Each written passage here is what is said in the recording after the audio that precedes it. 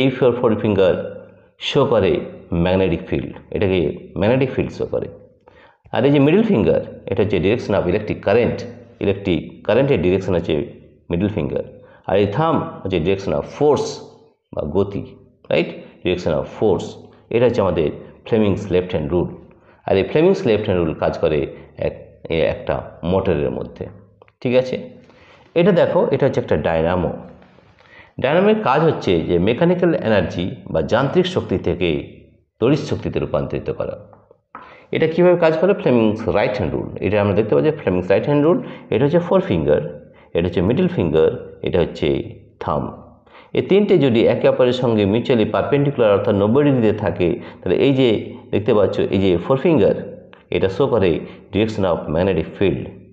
আর এই যে middle finger, এটা শো করে ডিরেকশন অফ ইলেকট্রিক কারেন্ট।